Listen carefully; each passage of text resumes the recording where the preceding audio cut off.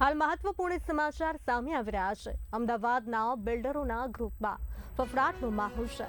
કામેશ્વર અને દીપ ગ્રુપના બિલ્ડરોને ત્યાં આઈટીના દરોડા પડ્યા છે। બિલ્ડરના લોકેશન પર ચાલી રહ્યું છે સર્ચ ઓપરેશન।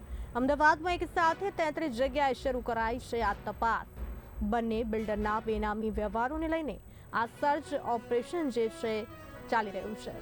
કામેશ્વર અને દીપ ગ્રુપના બિલ્ડરોને ત્યાં આઈટીના દરોડા પડ્યા છે।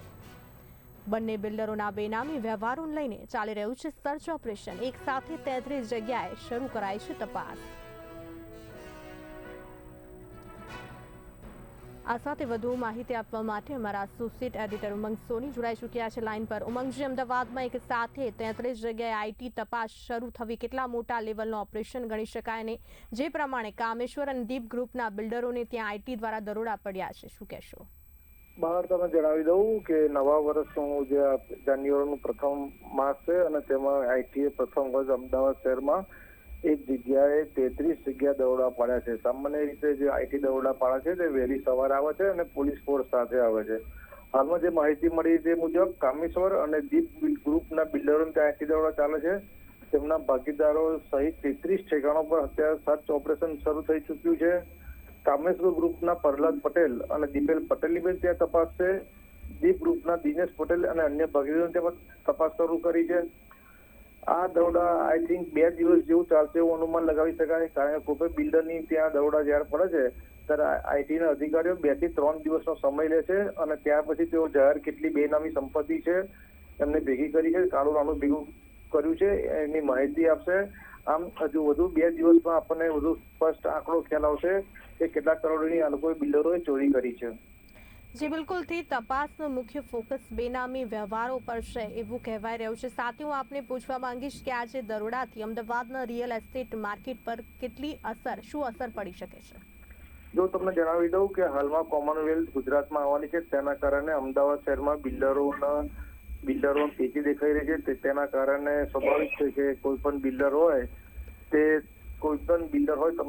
તમને ખ્યાલ હશે કે તે કાળું નાનું ભેગું કરતા હોય છે। તમને જણાવી દઉં કે ધારો કે 1 કરોડનો ફ્લેટ હોય તો તેને જંત્રી મુજબ 60 લાખ રૂપિયા કિંમત હતી, 40 લાખ રૂપિયા લોકો રોકડમાં બેનામી વ્યવહાર લેતા હોય છે।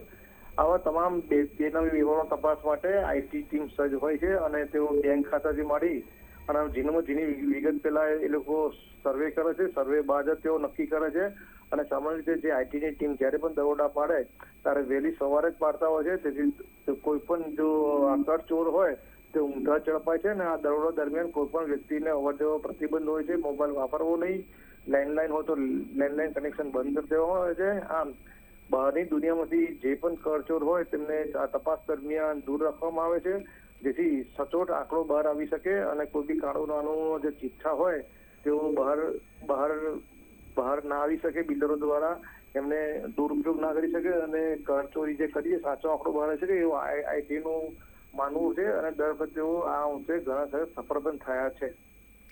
જી ઉમંગજી, અમારી સાથે જોડાવા બદલ આપનો આભાર।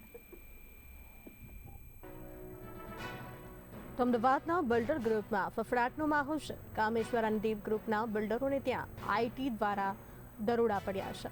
બિલ્ડરના લોકેશન પર સર્ચ ઓપરેશન ચાલી રહ્યું છે। અમદાવાદમાં એક સાથે 33 જગ્યાએ તપાસ કરવામાં આવી રહી છે, તો બંને બિલ્ડરના બેનામી વ્યવહારોને લઈને સર્ચ ઓપરેશન ચાલી રહ્યું છે।